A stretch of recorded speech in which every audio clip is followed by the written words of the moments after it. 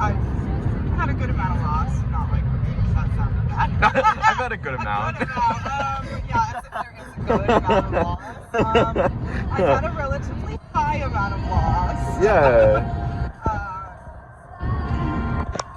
I lost both of my brothers. And very recently my 2 nieces. I don't know, I've moved around a lot, so I haven't really held on to a lot of friendships. Yeah, I don't know. I think there's been a lot of loss in my life. Yeah. When I was 7, my brother Joe was 13 at the time, died by suicide.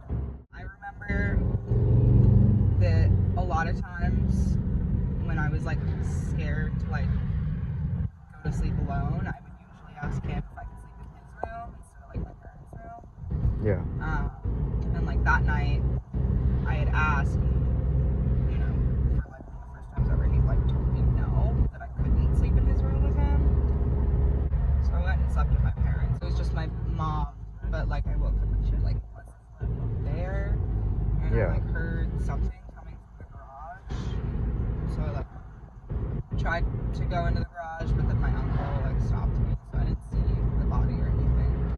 James died when I was in my freshman year of college. Like the first semester, it was like right during finals time.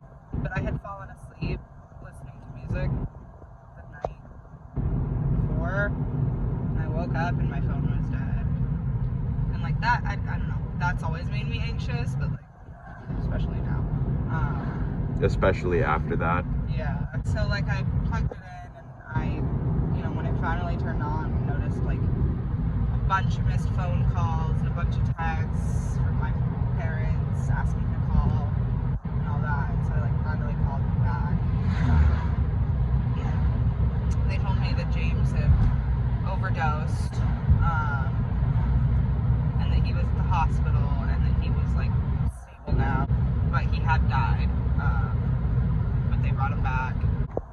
I felt scared, but I also didn't, like, I don't know, they told me that he was okay, and that he was, like, he was at the hospital, and I was like, okay, well, he's gonna be fine. I'll see him as soon as I leave for break, which was literally, like, the next day or the day after that or something. My friends and I were having, like, a little Christmas get-together. Throughout, like, the secret Santa thing, we were, like, in the Beaver Lodge, and I kept having to, like, step out to take phone calls from my mom and my dad, like, with updates. He kept, like, flatlining, and then, like, they would like, bring him back. And then he refused to stay at the hospital. He went back to the house, and he laid down to take a nap, and he did not wake up. I remember being, like, packing while I was, like, on the phone with my dad. He just told me he's dead. Yeah. He didn't make it. All I really remember is like falling to my knees, like literally falling to my knees and just sobbing. Yeah. And my roommate coming in, she was like, "What's wrong? Like, he's dead. He's gone." I don't know. I just felt like I was in a nightmare. It sounds like from when you've talked to me about it that you feel that they reach out to you sometimes, and I'm kind of curious as to how you feel their presence in your life. In the way that like religious people pray to God, I would like, speak to my brothers at night, like in my head, and just like kind of set that out into the universe, just like thinking that maybe somewhere they're getting those messages and like, helping me out in ways. Just like, sometimes I would have like a really big assignment that I was like super, super anxious about, and I would just like, ask for like the strength to get through it. Since my nieces died, I haven't really felt it as much. I'm just not as sure. have released new information about the deaths of 2 children and a woman in Mechanic Falls. The state police were looking for my mom. Yeah. And to inform her of a death. And you know, I was like, who in the heck could this even be? Like, they didn't even pop in my head at first. Like, I initially got the call. You know, they couldn't tell me anything over the phone. They wanted to see her in person. We were on our grabbing way ice cream back. together. We were grabbing Yeah. ice cream. We were supposed to talk to the girls that day because it was Hope's birthday. We were only allowed to talk to them on birthdays and holidays, their birthdays and like Christmas. Yeah. That was it. You know, we always looked forward to like being able to talk to them on those days, and like she hadn't responded to us. We kind of thought that she had just like finally blocked us and like cut us out completely. And then, you know, once we like started really thinking about it, we're like, well, Jen hasn't been answering. Yeah, maybe something's happened Maybe to it's Jen. her. Yeah. We never would have even considered that it was like the girls too. I don't know. I think I like used to really believe like, you know, everything happens for a reason. Yeah. Struggling to kind of find that again, just after my nieces, but Yeah. we're working on it. I don't know. Maybe there is some unknown reason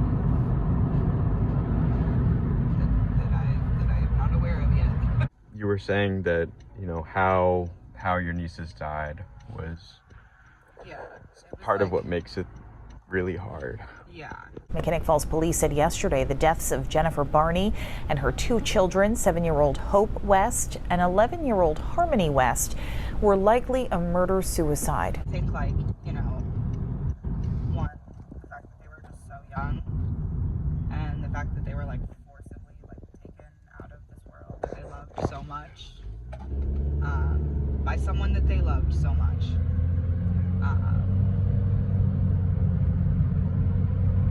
I mean, I get her making her own choice and not wanting to be in this world, but like making that choice for those girls. It wasn't fair. Yeah.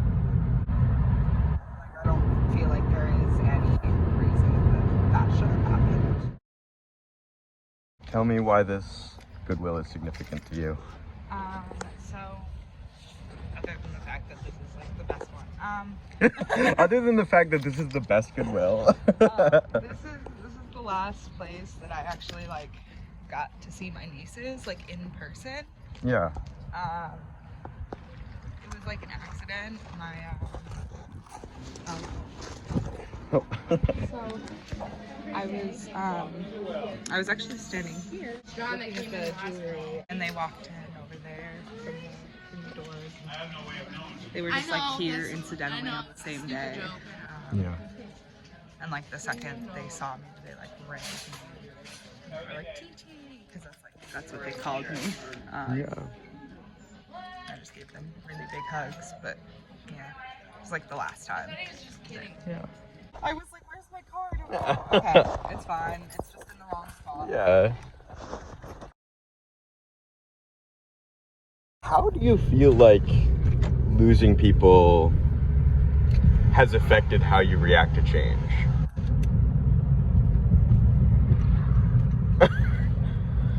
For a split second, I thought you meant like change, like physical. I think it has made me really associate change with negativity and like trauma. Yeah. And so anytime change happens, I'm like really, really afraid of it, and like it really throws me off, just emotionally. That makes a lot of sense. Yeah. This is where you guys went after my grandparents. Arrive at your destination. Yeah. We found it. Woo! Okay, yeah, no, because I used to have a friend who lived at that one, I think. That one over there? Yeah. Like, How does it feel coming back to these old places? it's really weird. It's weird. It's gonna be interesting. Okay.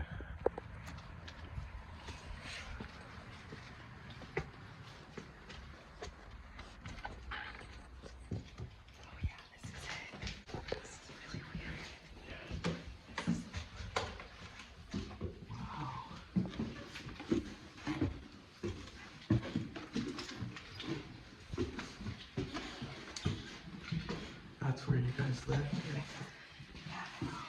There's a couple of people above us that we were friends with, and then we were friends with these people next door. Oh, yeah. It's really weird. The smell is the same. Like smelling it and like having a whole nostalgia. Like, wow, this Yeah. What memories are coming to mind, do you think, right now? Spending a lot of time alone. Oh, that's fair. Yeah. Yeah, like,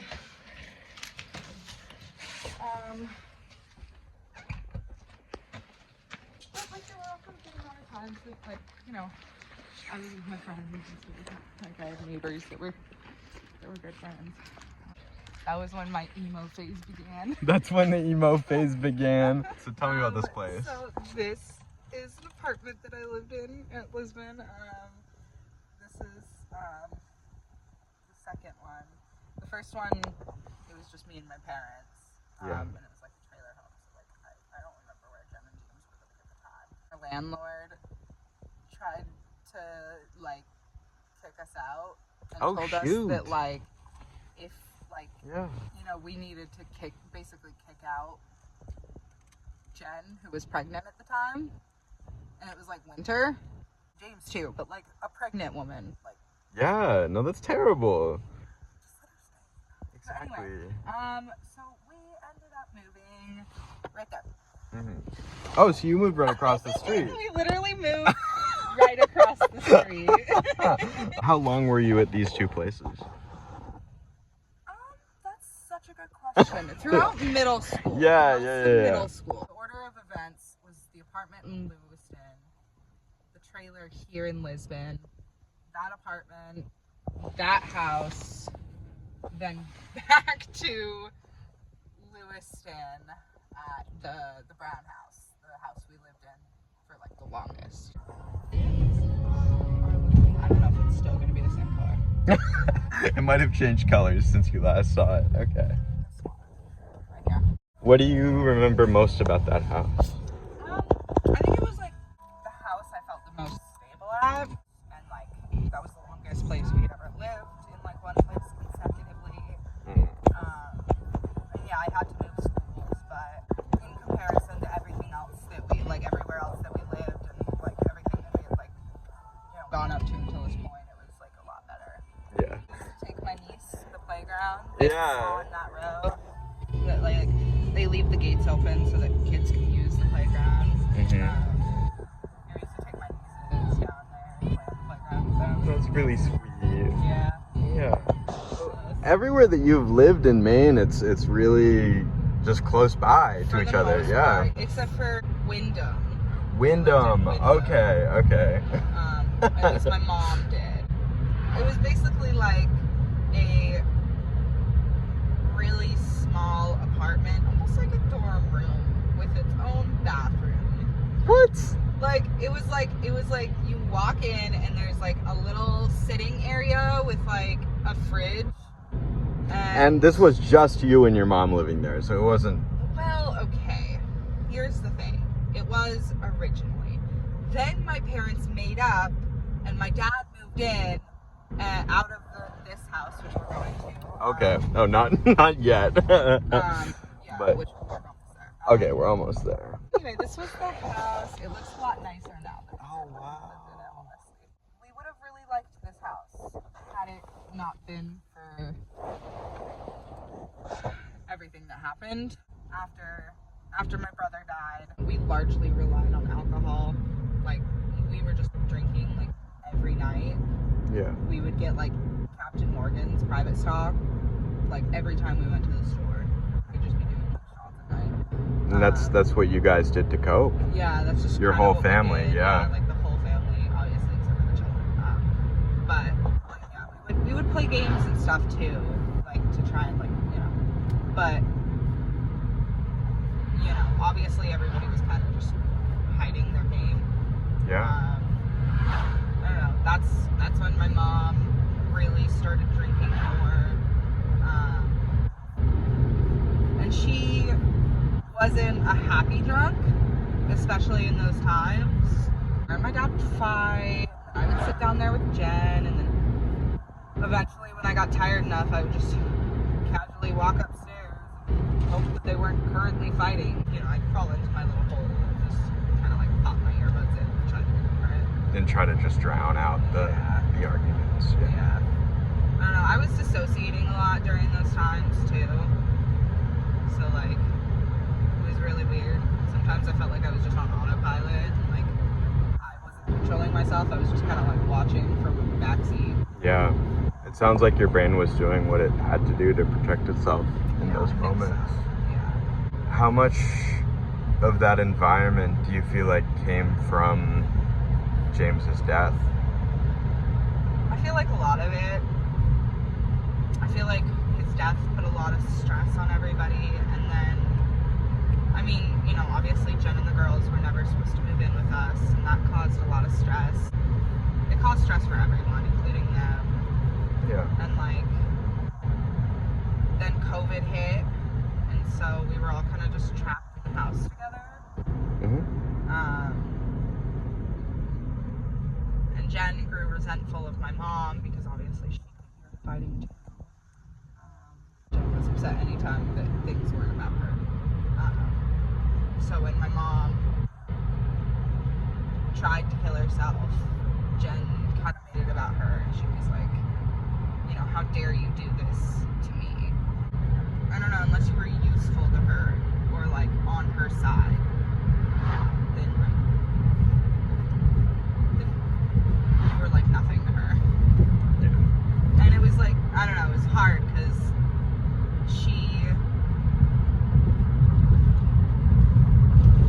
she was not a nice mother. Like, she would just like yell a lot and like very, very loudly at the girls. I didn't feel like it was my place to be able to step in and be like, you're like not parenting correctly. You know, I'm not a parent. Like, we had a CPS visit, and honestly, I mean, the reason why was valid, but it was also like not actually related to anything that was happening. It's because Hope had this birthmark on her inner thigh that kind of looked like a bruise. Some of the daycare workers noticed it, and they're mandated reporters, and their obligation is to call CPS when they see any kind of sign. But I feel like there are things that I could have brought up because they interviewed everybody in the house. And I feel like there are things that I could have and should have brought up, but that I didn't because I was so afraid that like if they got taken away from their mom, that would be worse for them. Yeah. Than being with her. That's such a valid fear because again, it's that fear of not knowing. Yeah. You know, you take them away from their mom and you don't know where they go. Like, you don't know if they're together. I was gonna say, you don't even know if they're together, and if those girls got separated, I don't know what they would have done. You know, they were each other's worlds. This is where we spread James' ashes as like a family. Me and my parents, Jen, and the girls. We all came here.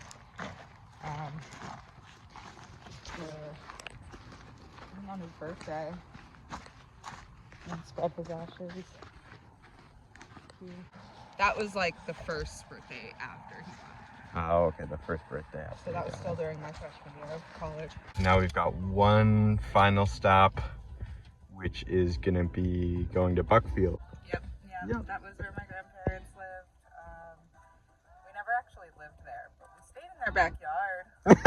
So it was a temporary arrangement. It was a very temporary arrangement, but yeah. When we very first moved to Maine, that was like our first destination. Alright, so we've just arrived in Buckfield. We think that we've found the house. It's kind of hard to turn around. This looks very scary. Yeah, it does.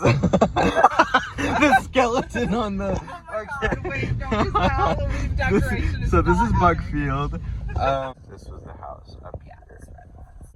They sold it like a long time ago. But this library, I still have one of my brother's library books from there. I know earlier I said that like Lewiston was our first impression of Maine, but I don't think that's true. I feel like this was our first impression of Maine, like because we did live here for like way longer.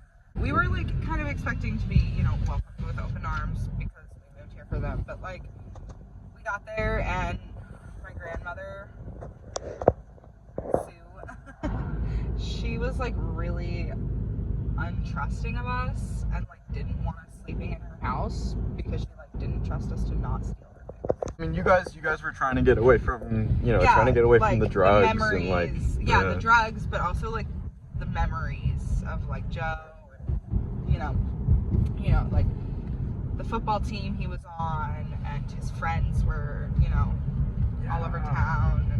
And it's hard because like on one hand I am very glad that we like got away, and it was definitely the best thing for my mom especially, but like as much as I think it's like a good thing that we did, there's like some part of me that wishes I still grew up with the family that I had there. Like I had a lot of family there, and then we moved here and it was like I had no family here. Growing up with people who knew my brother, like you know, I used to have access to those people, and then I didn't as much, which was like, it's like fine, but you know, I don't remember as much because I was so young, and it's a lot easier for them to remember. How would you describe Joe from what you remember? The life of the party. He liked to make jokes and just like make everybody around him smile, and like he liked being the center of attention. Yeah. But yeah, I don't know. Very vivacious. He picked on me a lot, but that's what brothers do. I don't know, we used to call him JoJo. Oh. That was like our nickname for him. Yeah. Which is so weird that we like lengthened his name. It's funny because I was mentioning the playground that Joe used to take me to our elementary school. Yeah. There's like a couple memories there that I look back on. A couple days before he died, he brought me to the playground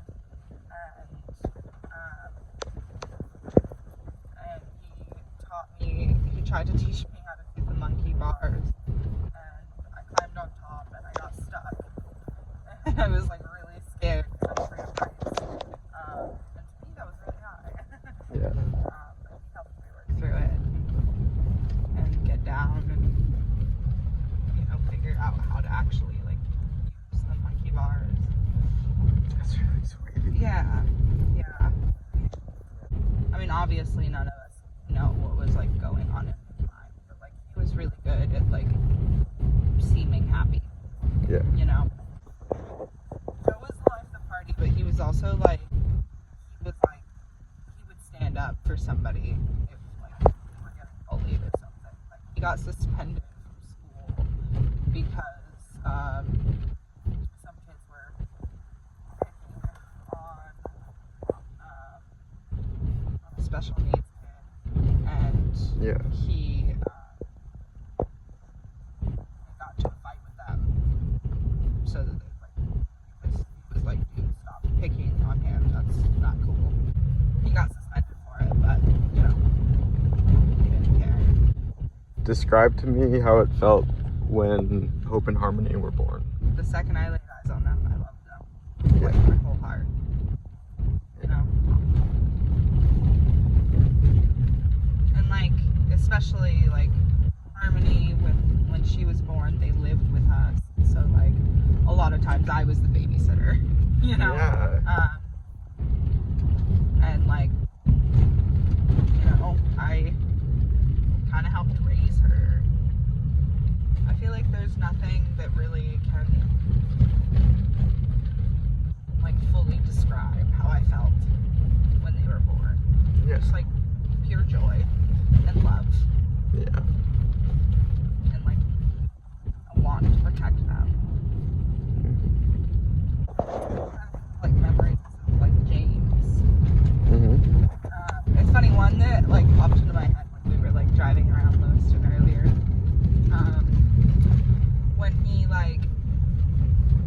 when they moved out and like got their own apartment in Lewiston, there was like a night that we didn't like see each other all that much. I don't like visits. It was never just like, you know, brother sister time. But there was like one time that I went and I stayed the night. I don't know. We just like we got to spend like the whole like afternoon and like night together and like spent the night at his house. We like went for a walk, got some like fried chicken. I wish I could remember a lot more, you know? Yeah. When we moved to Maine,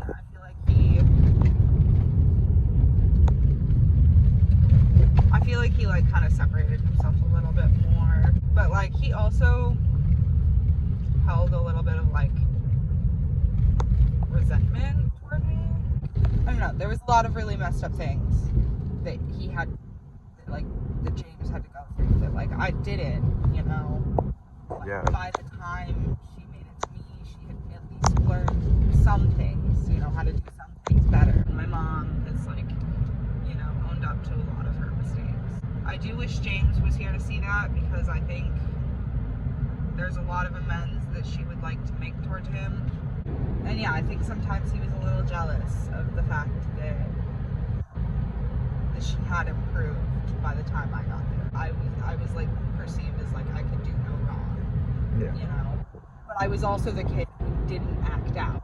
I didn't get arrested. I didn't skip school all the time. I didn't get suspended or expelled or in juvie or anything like that, you know?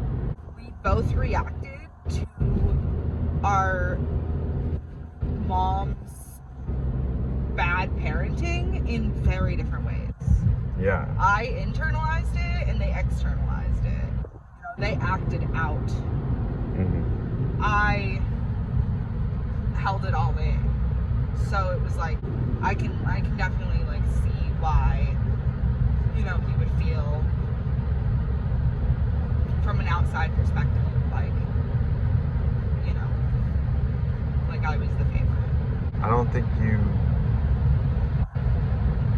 you ever wanted to be the favorite. I think you just wanted people to be okay. Yeah, exactly. And I was the one who was there for my mom to like lean on. Yeah. And just by virtue of that, you know, her and James fought a lot, and me and her never fought. So I feel like there's a lot of missed opportunities in memories that could have been made that just like